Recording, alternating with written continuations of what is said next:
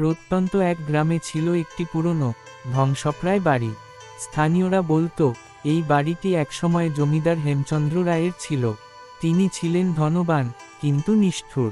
লোকমুখে প্রচলিত তার গুপ্তধনের জন্য তিনি নিজের স্ত্রীকেও বলি দিয়েছিলেন।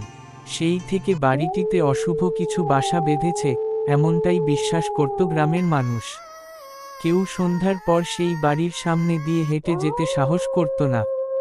রাত বাড়লেই নাকি সেখানে কুকুরের হাড় হিম করা ডাকে, অদ্ভুত ছায়া চলাফেরা করে, কখনো কখনো কাঁদো কাঁদো গলায় এক নারীর আকুতি শোনা যায়, আমাকে এখান থেকে মুক্তি দাও। এই বাড়ির গল্প শুনে আগ্রহী হয়ে উঠেছিল ঢাকা বিশ্ববিদ্যালয়ের ছাত্র ইমরান। সে ছিল ইতিহাস আর লোককথার একনিষ্ঠ গবেষক। বন্ধুদের নিষেধ উপেক্ষা করে সে একাই রওনা দেয় সেই গ্রামে। স্থানীয় একটি চায়ের দোকানে বসে বাড়িটির কথা জিজ্ঞেস করতেই দোকানদার ভয়ে ফিসফিস করে বলে, ওদিকে যেন না ভাই, ও বাড়ি মানুষ খায়। তবু ইমরান পিছু হটল না। সন্ধ্যার আগেই সে বাড়িতে পৌঁছায়।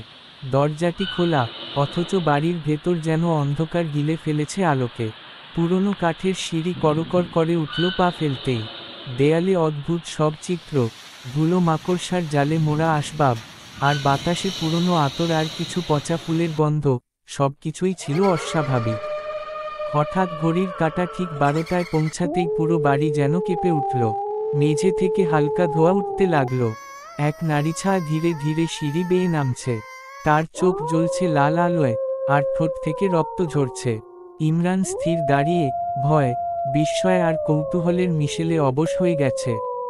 নারীছাটি বলল, তুমি কি আমায় দেখতে পেয়েছ? তাহলে তুমি সেই মানুষ যে আমায় মুক্ত করতে পারবে। ইমরান হঠাৎ অনুভব করল তার হাতে থাকা পুরনো একটি রূপার কোরআন শরীফ, যা সে ঢাকার পুরাণ বইয়ের দোকান থেকে পেয়েছিল, তীব্র আলো ছড়াচ্ছে। সেই আলো নারীছায়ার গায়ে পড়তেই তার আর্তনাদ শুরু হলো। ছায়াটি ধীরে ধীরে মিলিয়ে গেল, আর চারদিকে নিস্তব্ধতা নেমে এল। পরদিন সকালে গ্রামের মানুষ দেখতে পেল বহুদিন পর বাড়িটির ছাদে সাদা একটি চাদর উড়ছে, যেন কোনো অভিশাপ কেটে গেছে।